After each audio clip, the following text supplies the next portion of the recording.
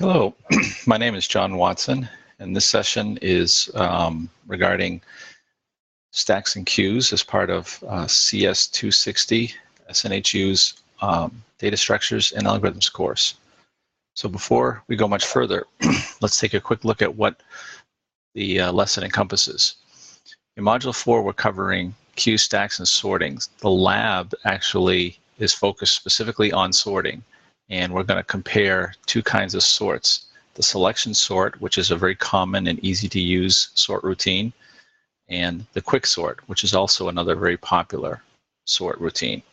To begin with, as always, you have to download the lab files, and once they are downloaded, unzip them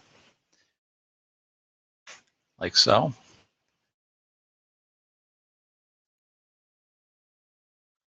And we'll find our starter files, our data files that we've been using all along, the instructions, and a shell of a program. So let's take a look at the instructions for a moment. Like everything else, we've got two sets of data files, a larger one encompassing 18,000 auction bids, and a smaller, simpler one, which is 180 auction bids. And this week we're going to look at, again, the sort routine. So our menu system will have an option to load the bids, which we'll read them from the file as we've already done. So that code won't be covered. Display them just echoes them out to the console. And then selection sort and quick sort. Those are where we're going to focus our efforts.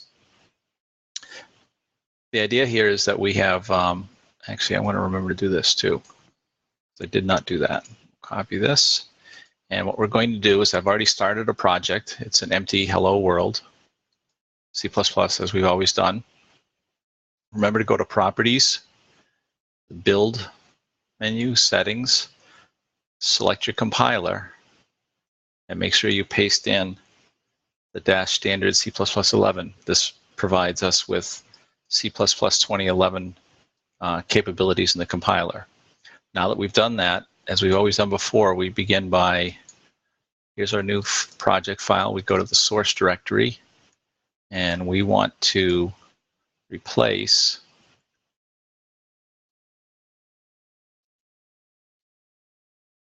not really replace, we're going to eliminate this one. We don't need it. Where's delete? Here we go. So we've got our CSV parsing routines that we've used already, and we've got an empty vector sorting. When you make changes to an Eclipse project in the Windows Explorer or Mac Finder, you need to go to the Project Explorer in Eclipse, right-click, and choose Refresh. And now we see our programs. And as always, you'll find, if we go over here, you can see the Outline tab, which has a quick way to jump around your program. And then we also have in our tasks area the Fix Me. So let's take a look at this. And we need to implement selection sort. Going back to the instructions, because we've gone further than before, we're not going to go over things like creating the structures and so on and so forth. So I just want to at least look over the program quickly before we get going. So we've got a bid structure, which we've had before. We've got a display bid routine, load bids, save bids, and we've got our stubs for our sort routines.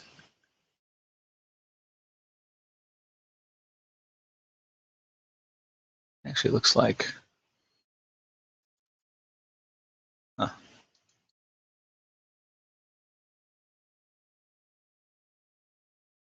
anyways, let's go and look at the selection sort to begin with. If we go back to our Zybooks and we look at sorting, selection sort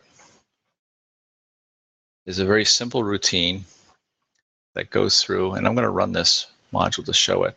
So this is an unordered list, and notice we're using an array. And when you sort them,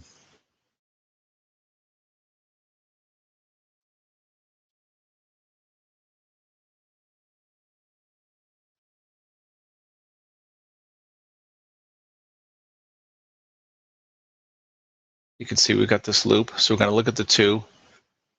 We're going to see if they're lower, and if they are, then we swap them, and the index keeps moving along, swapping pairs of routines. Now, the minimum, or the starting point here, is where we begin with comparing, and basically we're going to make, as you'll see, multiple passes through this array, sorting them. When we find two that don't match, we swap the lower one up to the front, moving the other one to a temporary variable, and move it back in. And then this index pointer I, which is the outer loop, now that's going to move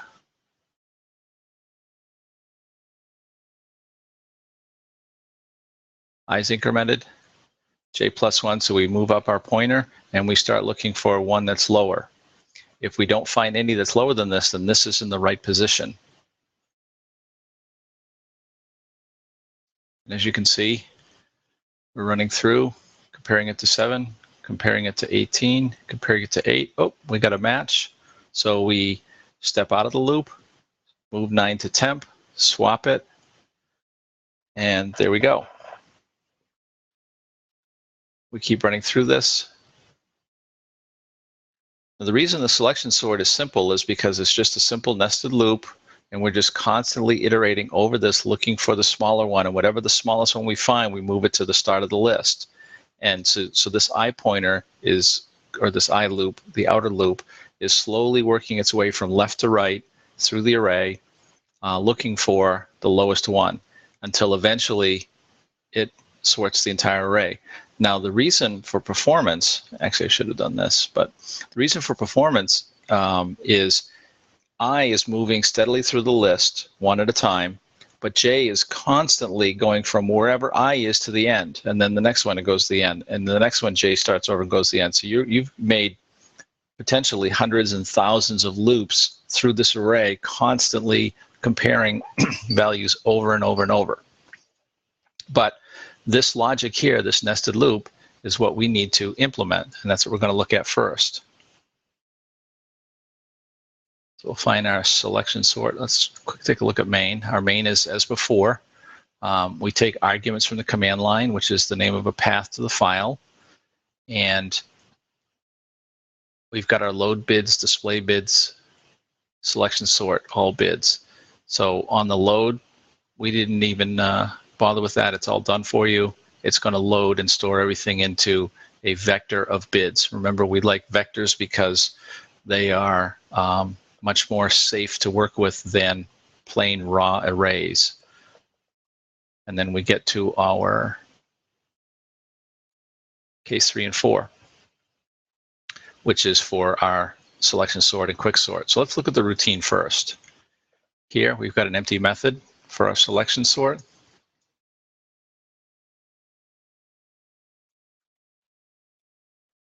Let's see if I can do this. We follow this logic here. We need to start with a minimum pointer, which is the start of the list, or the outer one. Some people I've noticed were using, actually I'll do this the correct way. I say correct because we don't like to have comments at the end.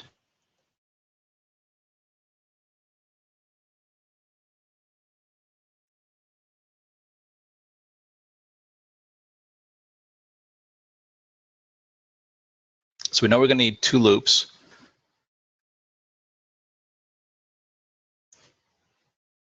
Let's see, we'll do, actually we'll just do it this way, 4.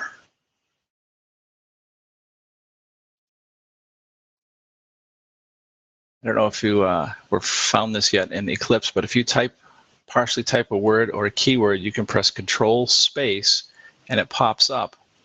So if I just select the for loop, it's already filled it out for you. We're going to say unsigned int. Oh, unsigned. We're going to call this, let's say, position. This will be the current position within. Now, as soon as I type position, notice that it automatically updates the other 2 references to it. Now, oops, at this point, I've got a loop that's going to go through and I'm going to take minimum and I'm going to save it before we begin starting. We're going to start where the very first time through the loop, position is 0, so we're going to say the minimum spot as 0. And you'll see why we do this in a moment. Now that's our outer loop. So I should put some comments here to help. We'll say what? POS is the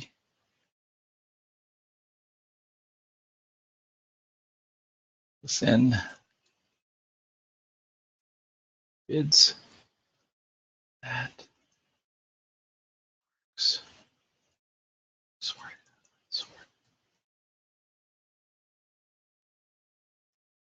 There we go. Now within here, we're going to start at 0, and then we're going to say if we need another for loop for the inner one. And we're going to say, well, they use J, so I guess we'll use J. Signed. I can't think of anything better at the moment.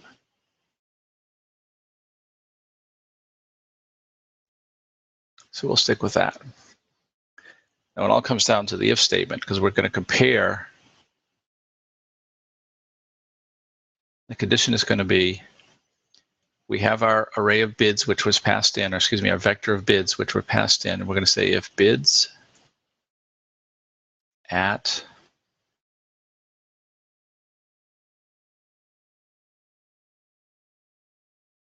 J, and we're going to sort alphabetically, so I want the title.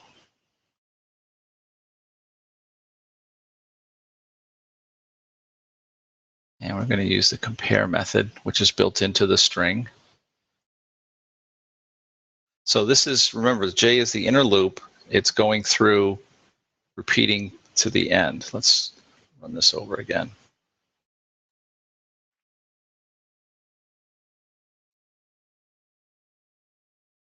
So J is the one that's going to be going all the way to the end. It's the outside one. So minimum is now pointing at 7. And that's what we're working on. So we want to compare this J1 to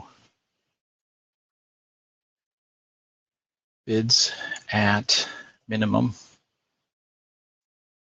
title.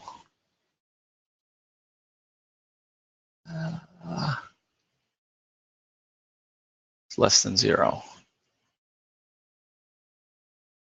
Now I'll explain that. We go to cppreference.com. We look at the basic string library, and you go down to operations, get to our compare. This is compare two strings, so that's built into a string. It's a class that has a method, and you notice these conditions. If data, which is the first one, is less than argument, it returns a value lower than 0. If they exactly match, it returns 0. If the data on the left is larger, it returns a larger number. And that's actually the position where the difference occurs. So we want to make sure that if this current one that we're looking at, this is the J loop, here, the inner loop, if that number we're currently looking at is lower than or smaller than the minimum we currently have, then we want to be able to swap them. In order to swap them, actually, if that one's lower, that becomes the new minimum.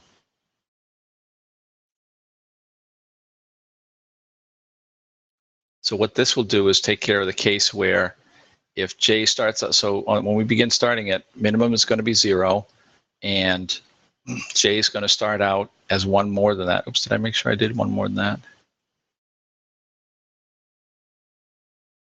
That shouldn't be 0. That should be the outer loop is position plus 1. So this way we start 1 beyond. So initially, the position is at 0. We're going to start with J at this one. If this element is less than that one, we swap them. Otherwise, we're going to keep looping. And we're going to keep going to the end until we find one that isn't.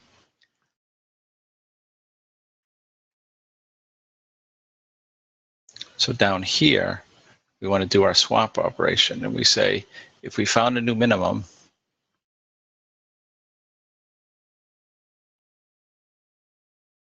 if the minimum number is not the same as where we started our position, our current position pointer, then we move the minimum pointer to the new one. And where we do that is, now you can do the temp variable as we were doing, but I have a little something for you. Let's see.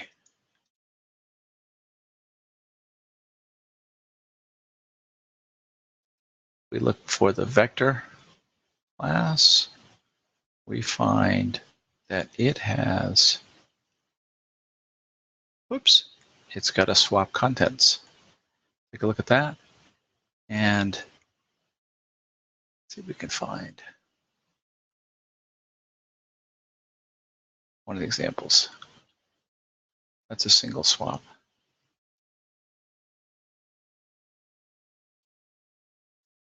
I pick the right one.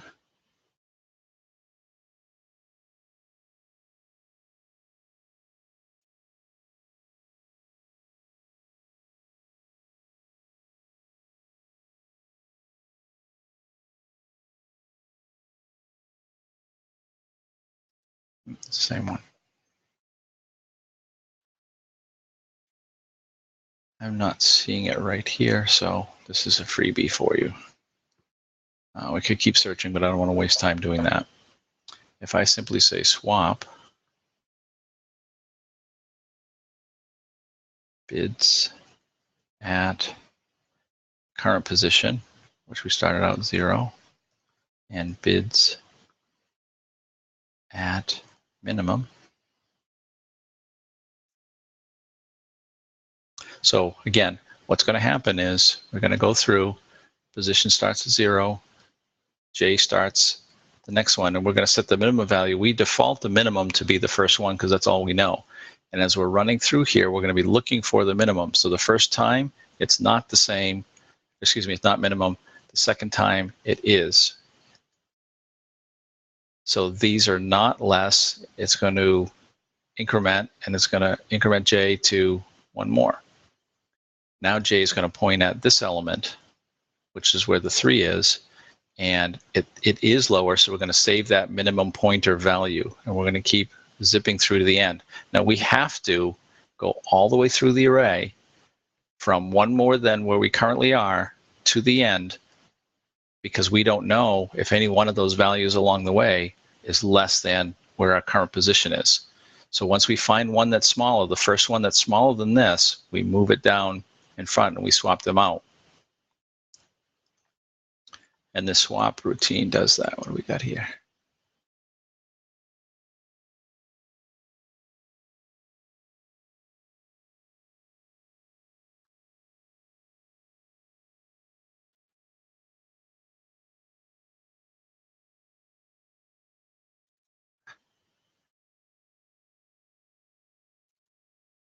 This thing got a little messed up due to the fact that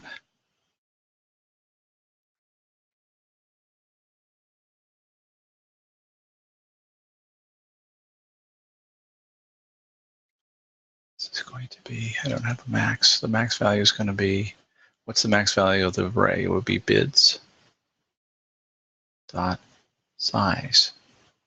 Here we go. And it looks like that using unsigned seemed to have messed up my stuff a little. We'll fix this up. Copy this in. Max value is there. And we'll increment J. That looks like a much better loop.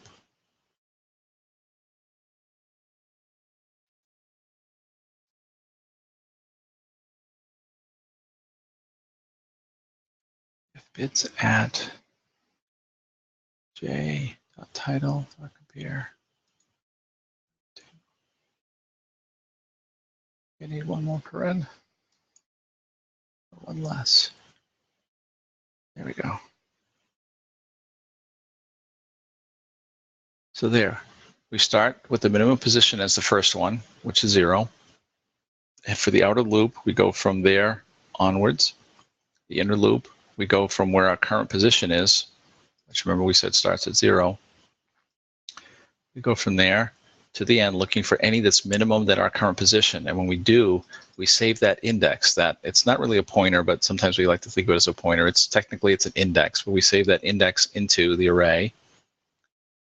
And when we get to the end, if we found something and there's a minimum index that's not in our current position, then we swap our current position with that minimum. So those two elements will swap like we see here. Now that one swap method just saves you a few rows. You could do it the other way if you wanted to with a temp variable by hand, but there's no need to.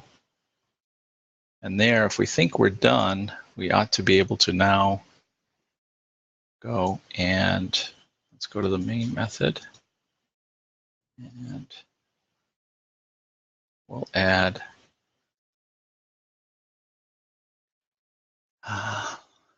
let's copy this one. We want to count the timing.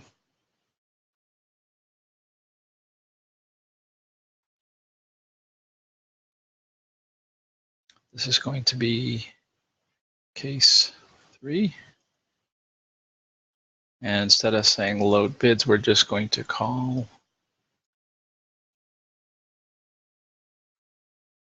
sort.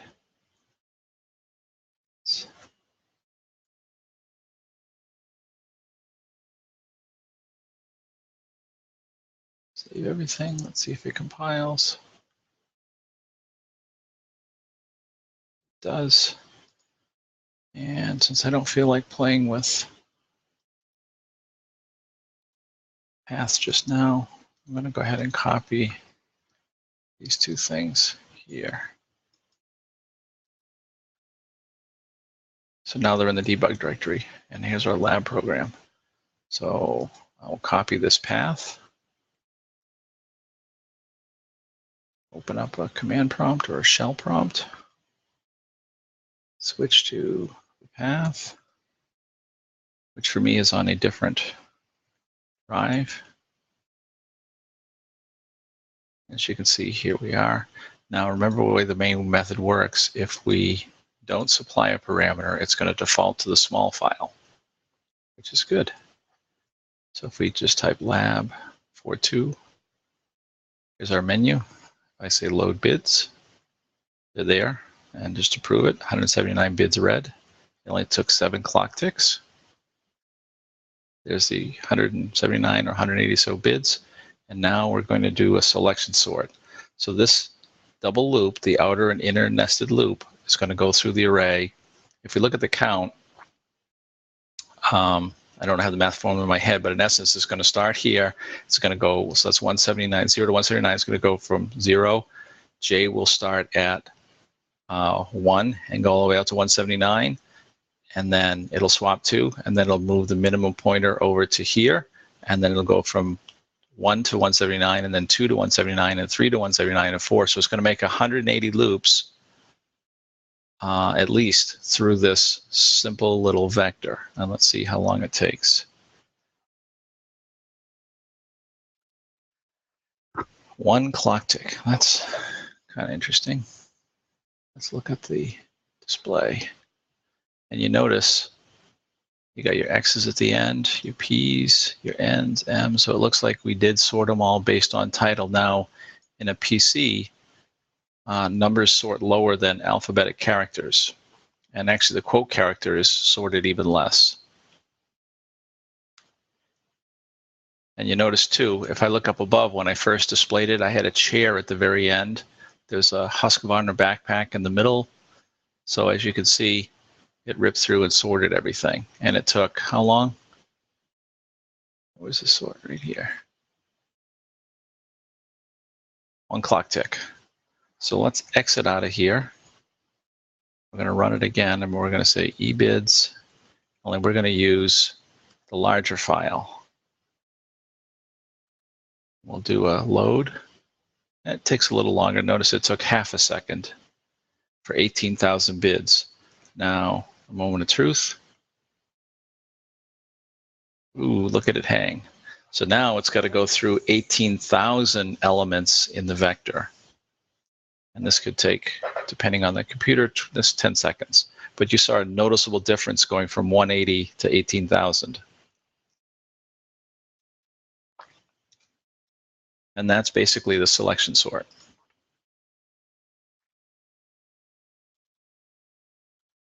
You got your outer loop, which we start at 0, and we keep going until we reach the end of the array. So we're making one pass through the outer loop 180 times, 179 times, we'll call it 180.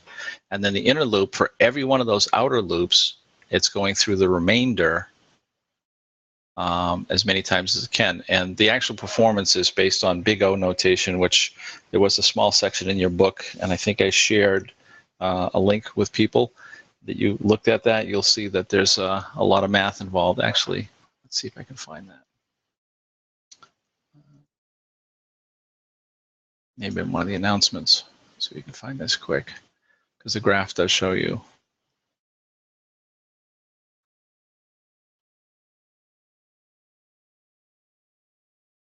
There we go. The recap for last week.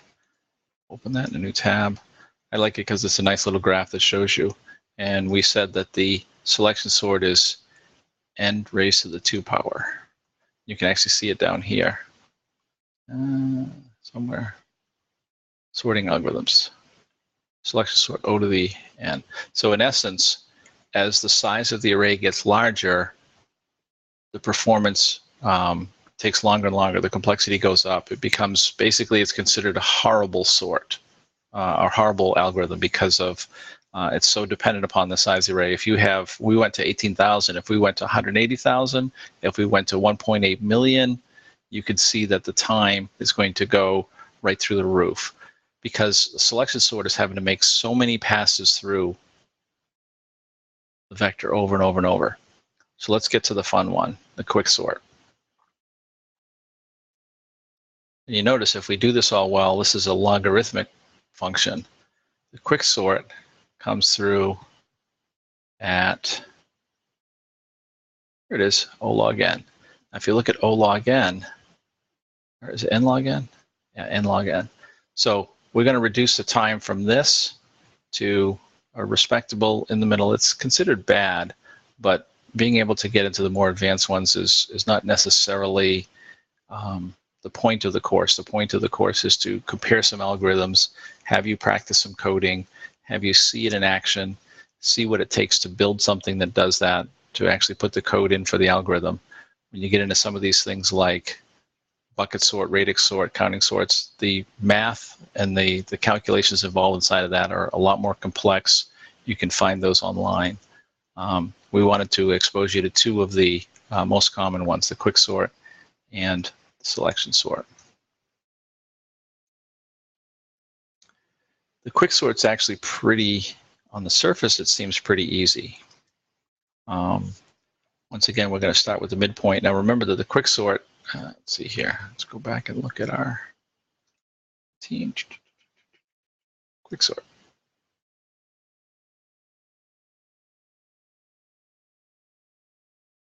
The idea behind the quicksort is to partition your values and sort them, in essence, simultaneously. I'm going to run through this double speed. So we find the midpoint, which in this case is the value 6, index 2. That's our pivot point, and we're going to start sorting both sides.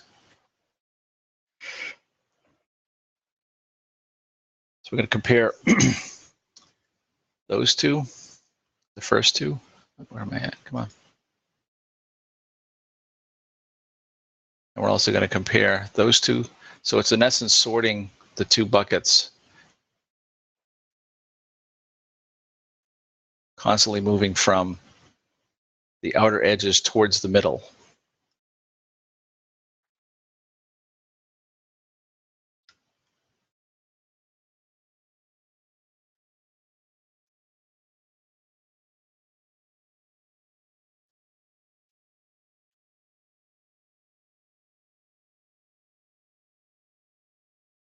So the idea is that we take this thing and we keep cutting it in half, so we're only going through half of the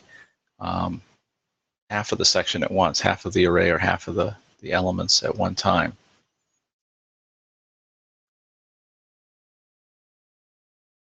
There's also a special routine here. With a quicksort, you need a beginning point and an ending point. And the reason we want to pass these in is because we want to be able to calculate the midpoint efficiently. If you just left the algorithm to itself, it's not going to know where to start, and it's not going to come up with the best possible case. So for a quicksort, the first thing we want to do, let's grab this, copy it, paste it here. This is case 4, and we're going to call quicksort, which is a method already set up. We're going to pass. Can I do this? No. I can do it this way. There we go. The bid, the address of the bids, a beginning and an ending. So we're going to start with bids. The address to start with is going to be 0, the first element, and the ending point is going to be bids size -1. Remember that everything is 0 based. So we're going to, by doing this quicksort routine can take an array of or a vector of any size, and you can optimize it by changing how much of it you want to sort or not. Let's collapse this down. There's actually 2 parts of the quicksort. There's we have it here, low and high partitions.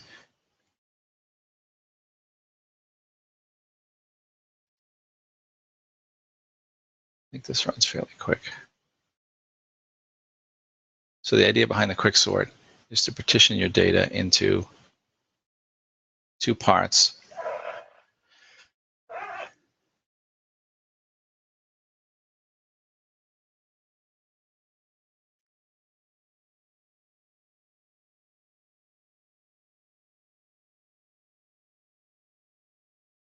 Instead of making multiple passes through, we're going to partition it into smaller sections, sort just that section, and keep working through.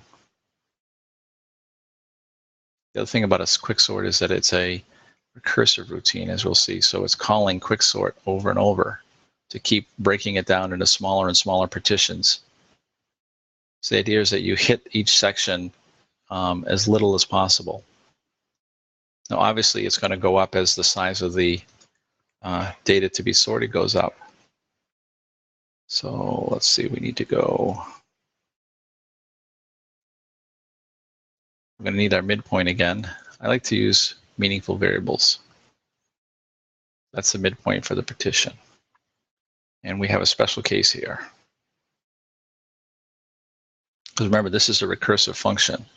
If we keep calling into it, it's going to keep going and never stop. And you're going to end up with what's called a stack overflow or an exception. So the first thing you want to do on a recursive function is to be able to protect and find a way to exit.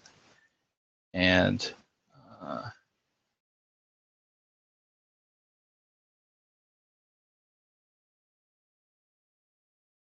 let's see. 0 or 1 bids to sort, then done.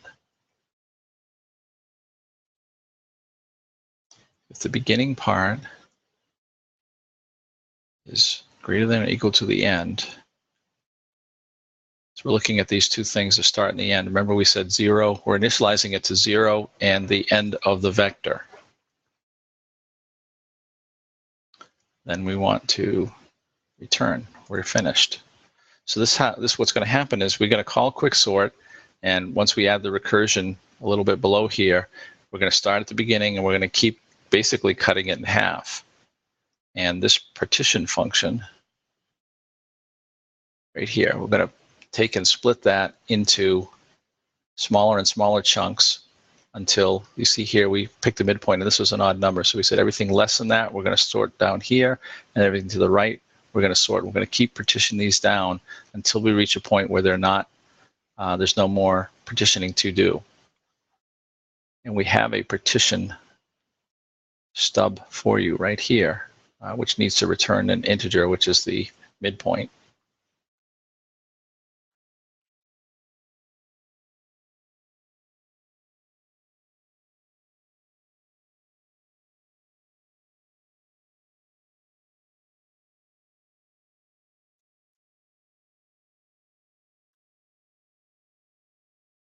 The midpoint is going to be,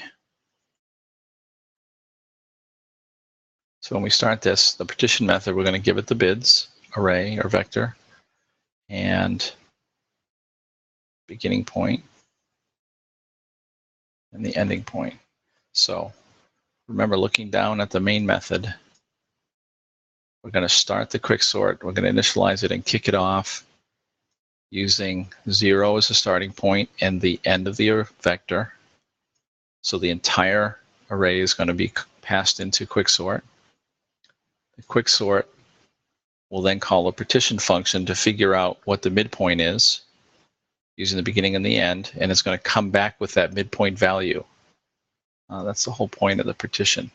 The partition actually is a little bit trickier to code, but I'm just going to leave that for the time being. And I'm going to actually stub this out so it'll compile. I don't like seeing errors. We're going to say return 0. Hopefully I don't forget that.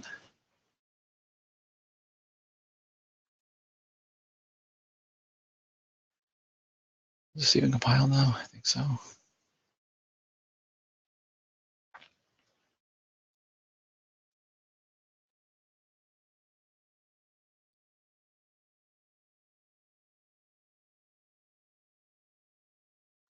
Once you partition this into high and low, then we're going to call the quicksort on those routines.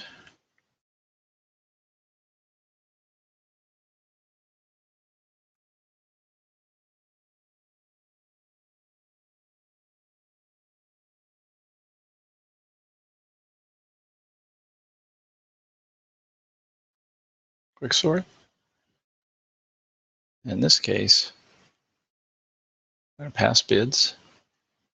We're going to start with the left side, the beginning point. And we're going to use the midpoint. So we're going to keep cutting this in half using the partition function.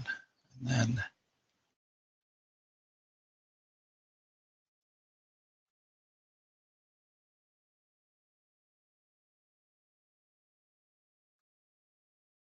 begin to midpoint. And I can just copy this.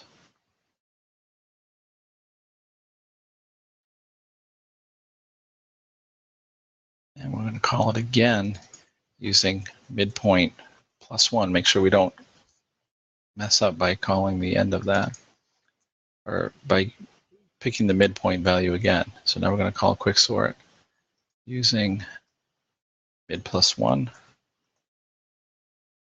and the end. So here's our roughed out quicksort method. We start, remember, the main method is going to start with 0 for the beginning and the end of the vector. First thing we do is we call partition to find the midpoint, and then we call quicksort again on the first half, and then we call quicksort a second time, starting at mid +1 to the end. So we're going to split those like we see here visually. We're going to split and do the beginning side, then we're going to split and do the ending side.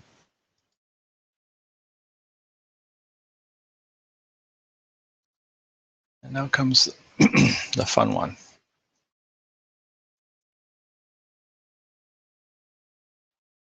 So partitioning, let's see if we can find the routine here. Is our partition method. This is actually a little more complex. They've got some temp variables, but it's not, it doesn't have to be as complex. There's a few conditions we have to check for. First thing we want to do is we need our low point to begin with, and we initialize it to the beginning that was given to us. And we need the high point And that's going to initially become the ending. And actually, we're going to change this to return hi, which I'll fill out in a moment, because I don't want to forget that. I'm usually pick the middle.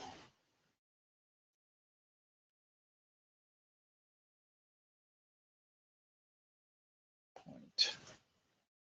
So I need an integer, which is a pivot, and that's going to equal beginning point, whatever that might be, plus whatever the current ending point is, minus begin.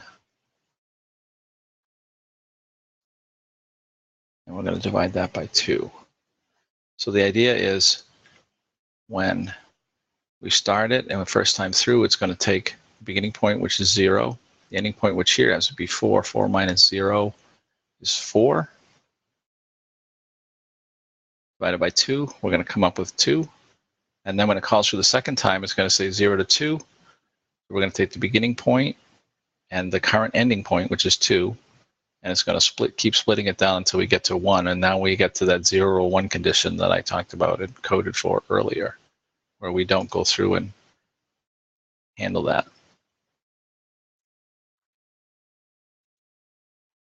We're going to need a while loop. I believe that's what we use here. All right. Yeah, while not done. So we're going to create a Boolean variable called done. Make sure we initialize it to false. And we're going to say while. Let's see what we get. No default proposals. While we're not done, remember the exclamation is a not symbol.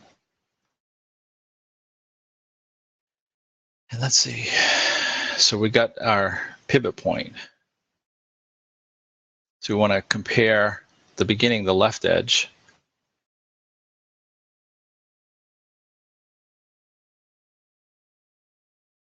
Remember we set it to low here, so we're going to compare the left edge. Let's do this.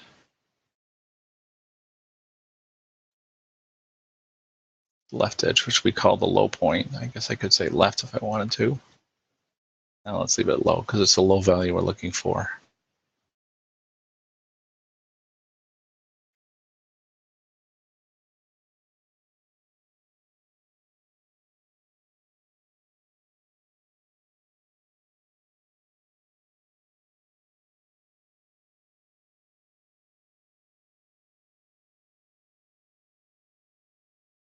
So to partition the left side, we're going to say while, and this is something that you may not have seen, but we're actually going to put a condition in here. So the condition is actually going to be doing the testing. While bids at our low point. Remember, we're using title for our sorting in the compare method. We're going to compare the low title to bids at high point.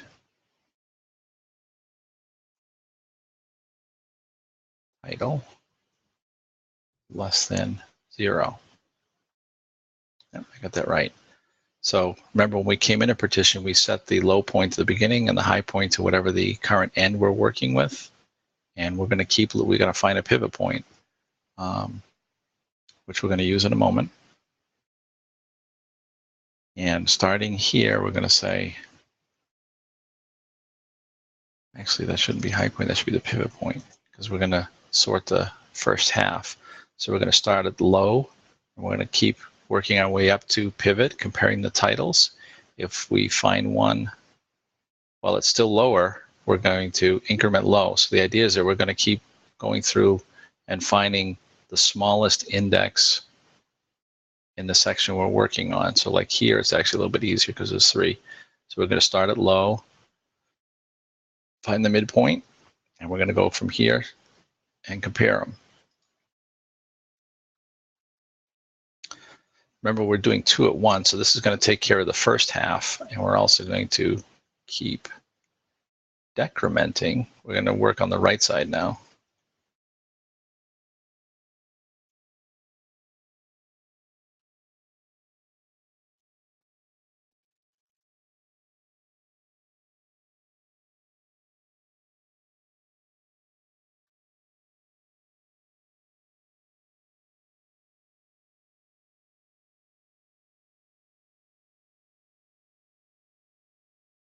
another while loop. See, I'm gonna be lazy and not type so much. Make sure my loop is correct. Only now for the right-hand side, we're gonna look at the pivot point.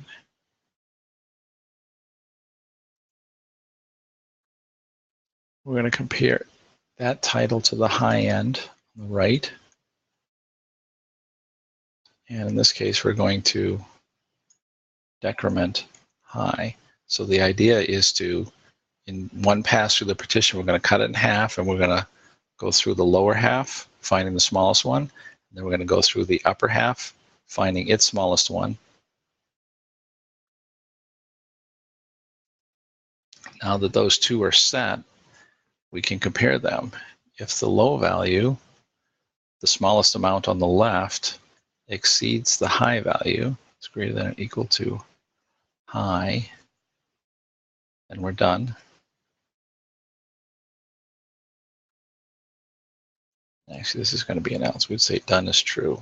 And I'll show you the code in the book that does this. This is right here. This is the section we're working on. Let me highlight. But this is the section right here. If low is greater than high, we're finished. Otherwise, we're going to swap them. And remember, we can use our swap method, which is just a nice little cheap. This is going to be an else. As soon as I hit enter, I get the remainder, the remaining brace. We're going to swap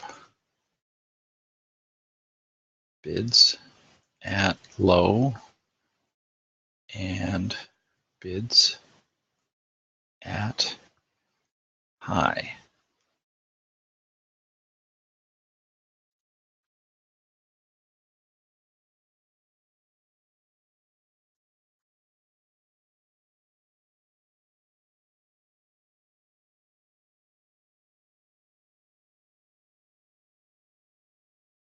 So notice too, when we do our comparisons, we're looking at whatever bid we're currently looking at in the index, we're actually comparing the two titles. But make sure when you swap, you're swapping the whole bid, not just the title. We're swapping the entire element, low and high. Once we've done that, we're actually going to increment low and decrement high. So we're going to keep moving closer and closer. So as it's going through, we're going to be looking at these and working our way from low to high, swapping each one in half. So this basically makes one pass through the entire vector. So here we need to have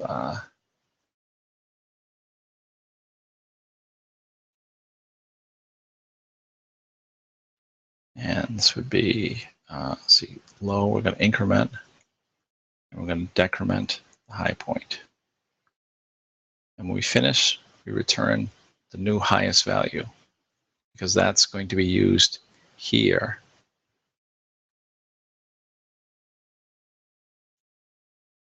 to be able to begin mid plus one end once we leave.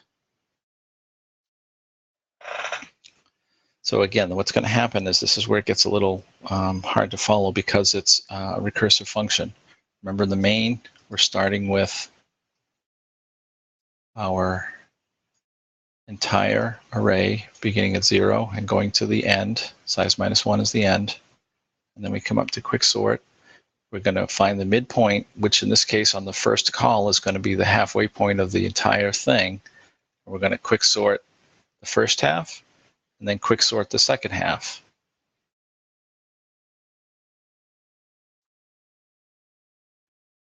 Now, once you find that midpoint, when we call Quicksort, we're actually coming back into Quicksort on the first half of the array. And on our second pass into Quicksort and our second recursive, actually it's our first recursive call, we're going to find the midpoint of that left side, and we're going to split it, and we're going to keep splitting our way down. So we're eventually going to, it's kind of like a tree function. We're going to bring this all the way down until we're comparing just two elements. We're going to keep sorting them by calling partition, cutting them in half, sort the left, sort the right. And each one of those, for the left side, we're going to come in and sort it. And then for the right side, we're going to sort it as well. Got this right.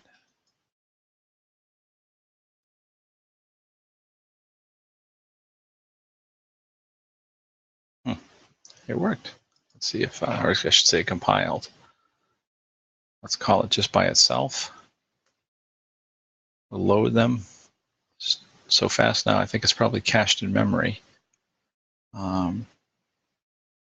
Let's just go for broke. Ooh, we have an error, which is good. Okay, so let's see if I can remember. This is a good point to look at our routine for debugging. I think I had that where it was in the pile. Let me find the notes. I think from our, heck was it? That was our development installation. Is that right? Yeah. If you installed the MinGW development tools, if you switch to all packages view and select the debugger, MinGW 32 GDB, I think there was a note. So that was install it, and I put it at the bottom here.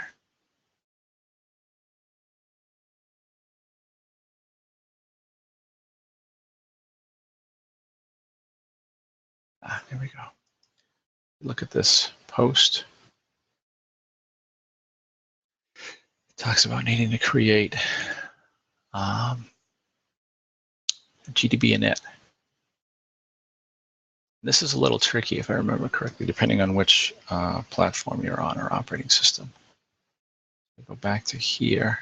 What you have to do is in the root section, you want to create a new text file, text document. And it will just let me do it, jot.g GDB init. Nope. So this is a trick that I will call it GDB init.text for now. We open this up, and the post says, add the following line, set new console on. I'll explain what I'm doing in a moment. Paste that in, set new console on, save it. And then here's the trick. I'm in debug, so I'm going to change to the parent. And I'm going to do a move GDB init to .gdb init. And that works. So it's a little thing with Windows. Windows doesn't like files that begin with the dot. In Unix and Linux, or Linux is Unix, but files that begin with dot are known as hidden files, which is a little different than Windows with its attributes to make something hidden, but there's GDB init. And actually I could do a, let's see, this is Windows, I do a type, GDB init. You see set new console on. What happens is the windowing, if I remember correctly, you can read the Stack Overflow post, but if I remember correctly, I think the windowing functions, there's a buffering problem when it tries to run the debugger here within Eclipse. So instead, by putting this hidden file in here, what Eclipse will do when it starts up is it'll know that it wants to launch the debugger in a separate console window. So when I exit out, now that this file is in place, you should see no difference at first.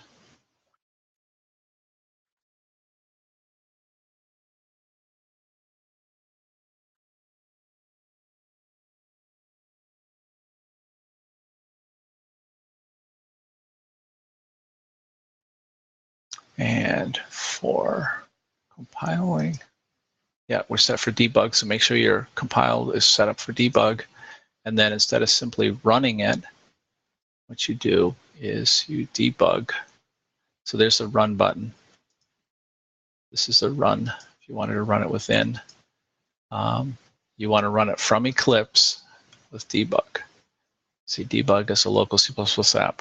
When you do that, we're going to see a window pop open, and it's also going to change the view of Eclipse, what's called a perspective. You'll see this come up. It's warning you it's going to confirm perspective switch, and you'll see an extra button here. So what happens is there's really two views into Eclipse. Here's our C++ standard code view where you got Project Explorer, you got your outline of the program or the file you're looking at, and it's set up for coding. This view, or what they call perspective in Eclipse, changes all the little tool windows around, so we're actually in debug mode. So this shows you the stack of how we're running the program. You can see we're sitting here in the main method on the very first line. You have the ability to see variables, and here we can start to run through it. Now the commands you use are step into would drill down into a routine, and I'll show you that. I usually use step over. And now we're actually running the program one line at a time, and then the debugger does what's called a break. It stops execution, and it's highlighting the line that's currently being run. So you can actually step through your code and watch it. Now, we had a switch statement with argument count, which you see is a 1. Command lines, the way they work is in Windows and in Unix, the command line argument is that when you execute a program, it always has the first argument 0, which is the name of the program being run. The next argument would be the first one on the command line. So if I look at argv0, you can see that it's actually the name of the program off here to the right. If I highlight this, so argument 0 is the name of the program being run. If we had passed the command line, it would be the second argument, and that's where you are passing in the path of the file. Since we did not, since we're running the debugger with no arguments, it's going to default to the small file, 180 bits. So let's step over this line. Here's our definition. We're still down in the main method.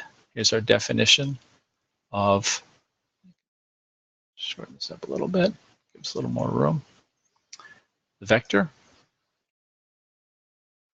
We're going to display the menu. And by the way, I'd mentioned this launch window. That file we created, what it did was it created a separate console window so it could send the output to this window rather than the built-in Eclipse console. It's got something to do with, I think, the underlying graphics and how it sends output, but there's a buffering problem. And so the way around it is to, and you can do this all the time if you want. There's no harm in that. What it's going to do is launch a separate console window. And so we're going to run, and when we hit this line, so choice is 0, well, it's not 9, we're going to write out, and as we're writing out, actually, let's move this to the right, we can see it. You can see on the console window over there, it's writing the output as we're stepping through the code. Now it's going to write 9 exit, which you can see right there. And at this point, boom, it's waiting. And notice the highlighted line goes away. So the debugger is basically waiting for input. So we're going to choose load bids. And as soon as I hit enter, you'll see control return to the program, because it hasn't actually done it yet, because right now we're sitting on this line waiting for input from the console. Boom.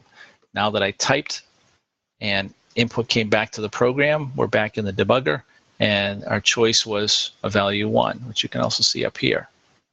And so now we're stepping through. I'm going to do a step over. So if I did a step into, it would follow the code into load bids. Actually, why don't we do that just to show you what it looks like. Now I can switch to step over, and it says loading the file. It creates a vector. It does all this load routine that we saw. Oh, goodness, it terminated. Why did it terminate? Probably because it couldn't find the file. So let us do this. We'll go to debug. We'll copy this. I got to switch out of debug back to coding, and I want to go into here and say debug configurations.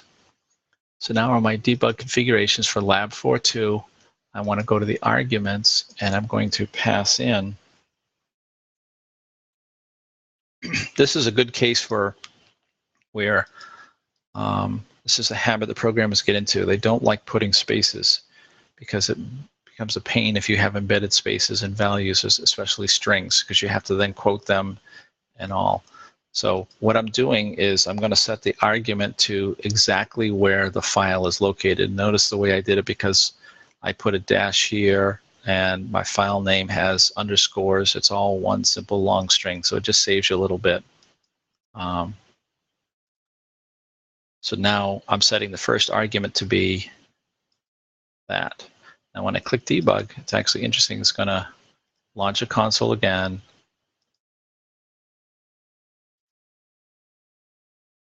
Shorten this up a tiny bit. I don't need all that space.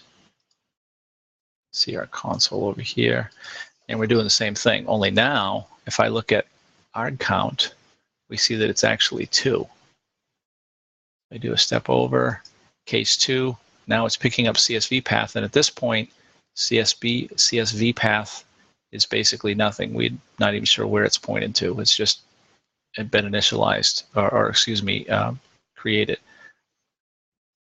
Now at this point, I've stepped over that line, and CSV path somewhere, local buffer. If you wanted to drill down, strings are kind of hard to see because they're stored in memory somewhere. And that's not it. Not that interesting, but basically the path has been stored. I can step through all this again, but I don't need to. Instead, I'm just going to click resume. It'll run all the way till it can no longer run.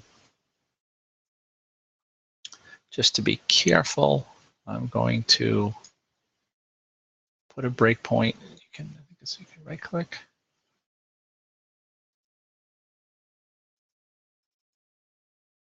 You can double click on this blue line and it's got a check mark and a little blue dot, and that gives you a breakpoint. You can also do it, I believe, from here. Yeah, toggle breakpoint, Control-Shift-B. So I'm setting a breakpoint here. So this means I want the program to stop. This is a common technique for debugging because you can spend a lot of time stepping through line by line by line or stepping over. So a common function or a common technique is to, put breakpoints, make the program stop where it makes sense. In this case, I want a breakpoint at my menu option after I get my input, so I can always choose to either step through or just let it go. And I'll show you that here. So now I need to enter 1 to load bids. It goes back to the program. It stopped on the breakpoint that I gave it. I could do a step over if I wanted to, or let's say I'm tired of doing this, I'm just going to let it run. And this time it did run, it did find the bids, and it told me the path of the file. So I gave it the full, complete path to the file so it knew where to go to load them from. And now at that point, I'm back here waiting for input.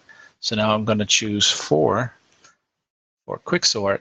And again, we hit our breakpoint. Now I'm at the point in the program where I want to be. So I'm going to follow this through and see what happens. We're going to call Quicksort. So I'm on this line. I want to step into it. Oops, step out. The thing about step into it is what happens is you've got your source code, but we know that it compiles into machine language. And so there's actually, it's almost like it gets expanded. You have one line of code, which you think is magic, a keyword like console out or, call a method. But under the covers, there's actually a lot going on, and a lot of code, a lot of machine instructions become executed. So I'm going to step into again. There we go. And now we're in our Quicksort routine. And step over, we say 6. Mid is 0. Begin is 0. The ending is the end of the array, which is 178. Now I'm going to call partition. So I want to step into this and see what goes on. And I go to partition, set low, set high. Case where maybe we don't need this right now. It'll give us some more room.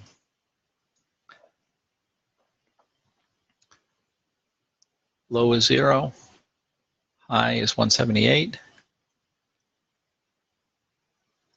Pivot was calculated at 89, halfway in between.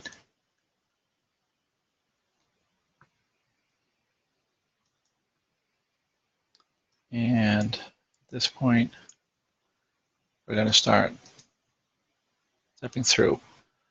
Low is incremented. Remember, low started at 0. Oh, we didn't hit that line because bids at low title. Can I do this? Is there a quick watch? Source around list declarations.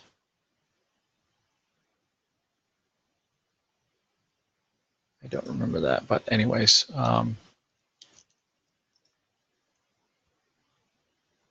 low was not less than title, so we'll just ignore that one for now. Bids high.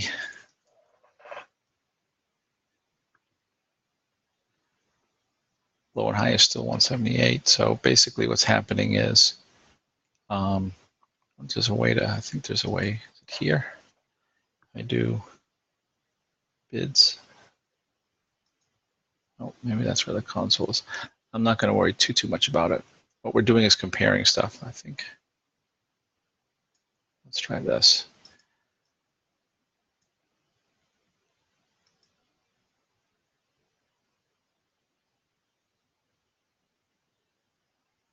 I don't spend enough time in the debugger here in Eclipse to know that.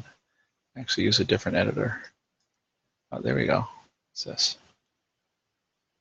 That's it, the whole instruction. I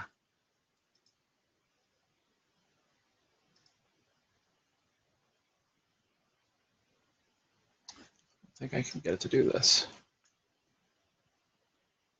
Currency title.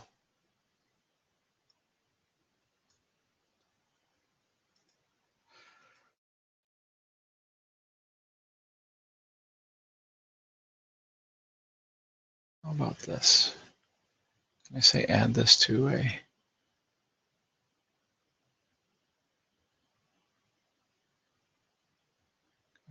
add watch? There we go. When you add a watch expression, you'll see it up here under expressions.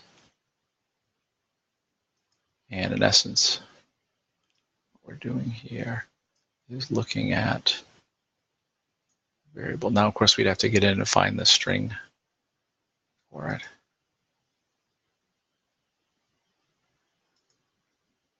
That's the point of the string.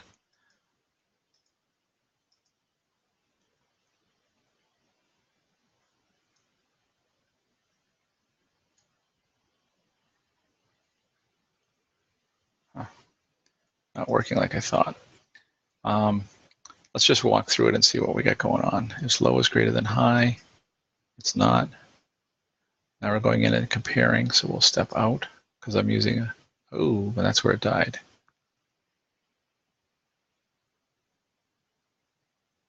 We're already debugging the program. I don't want to go in and debug it again. Let's just take a look, but at least I know where it died, and that sometimes can be enough. I don't need the, notice here, it says standard, STL stands for standard template library, but vector. So this is actually the header, the .h file of the code for implementing the vector. And as you can see, there's a lot of stuff in there. All of that has to do with being able to protect it from being, oops.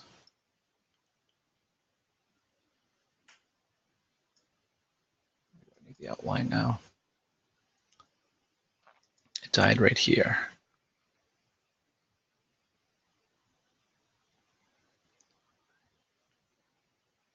If low is greater than or equal to high. Let's go back to our instruction here. Low and high are 0. Midpoint, those are all 0. Midpoint. Pivot point. So let's pivot a value. Pick the middle element. Oh, that's okay. Interesting. Low is I. Beginning and end. This is why I like to use variables instead of i's and k's and j's, because it's harder to follow these. So at this point, low is greater than high, then done, else we swap them. Increment low, decrement high, turn high.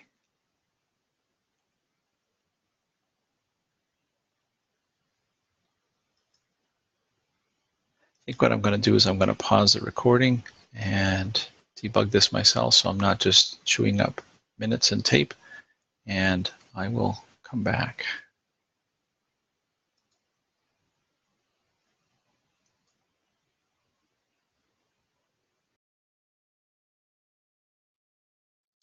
Okay, I'm back. Figured out where I made my mistake. If we look at the partition section, after we swap, inside of here is where we need to keep incrementing low and decrementing high. We have to keep working from left to middle and from the high end down. What happened was when I was typing, my closing brace got commented or got input automatically. So what I need to do is move that closing brace down so that in this loop, we're going to keep moving these closer and closer together. And that will make all the difference. So let's see, we'll do a save, we'll do a build.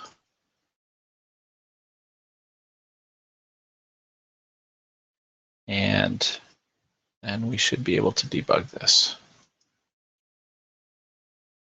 Remember that when I set this up, I had stored the path, which we still have. And another thing to note is that the debugger remembers things. So that breakpoint I set on the switch statement, it's still there. So now that I kind of know where I'm going, and we were way down in the partition routine. So in order to do that, all I got to do is run. I'll go ahead and do a load. I don't care about that. We'll just resume. Now that it's loaded, I want to call Quicksort back at the switch. And here we can start stepping. I could also, by the way, have set a breakpoint in the partition routine if I knew that that's where the problem lies. I could quickly get back to it. I'm just going to show you that now. I'm going to go up, find the partition routine. Actually, let's do this right here. We'll just set it on this. Double click, set a breakpoint. Now I can just go ahead and do resume. And it goes all the way to right here. Now when I call into I want to step into the partition routine. Oh, I did a step over. It worked. Let's let it resume again, and we'll step in. Low and high, find our pivot point. We compare the low to the pivot, and then we compare the high point to the pivot and keep working, incrementing and decrementing as we go.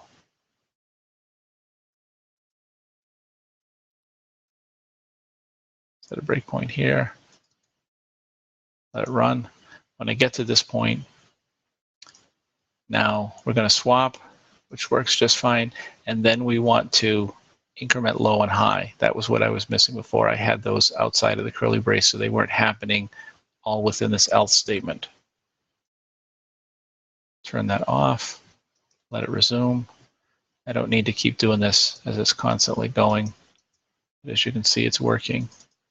I want to take this off.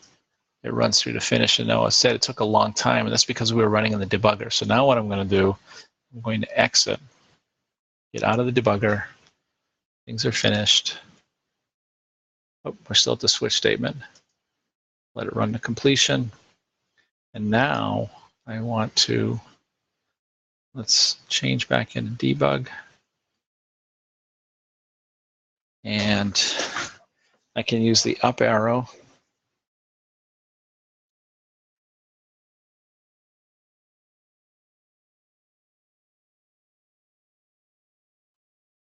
Let's load the bids, and then we'll quick sort them.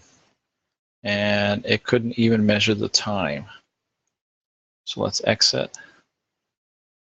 We'll run it again, load the bids. Oh, darn, I didn't mean to do that. Let's exit. Yeah, we want to run the big one. Load the 18,000, quick sort the 18,000. Now, if you remember correctly, it took a long time in selection sort, and this took basically, we'll call it 1/10 of a second to sort 18,000. And just to kind of prove my point, we'll do this again, load it, and I want to do a selection sort on the 18,000. I think that took 10 seconds before. So it takes 10 seconds to do a selection sort, making all the passes versus carving the sort criteria or the sort area in half using a quicksort with a recursive call. So by partitioning this down into smaller chunks, and we're essentially making one pass through sorting and swapping. So instead of moving things so many times, we're doing it all at once. And that was 11 seconds.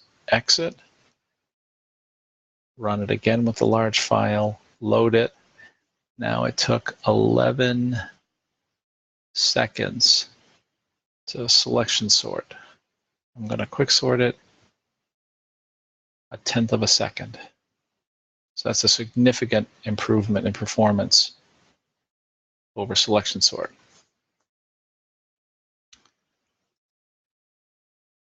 You can also close this debug view if you're tired of it by just saying close, and we're back to our coding. And maximize this. Said I'll maximize this, shorten this up. There's my little breakpoint. I could take that off if I wanted to. And in essence, there's our selection sort.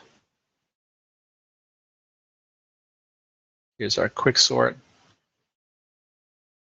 which calls into the partitioning method, which is finding the midpoint and comparing down the left and right sides, the left side of the midpoint and the right side of the midpoint, until we find and sort that smallest one. And that's the end of the exercise. So thank you, and I will post this video online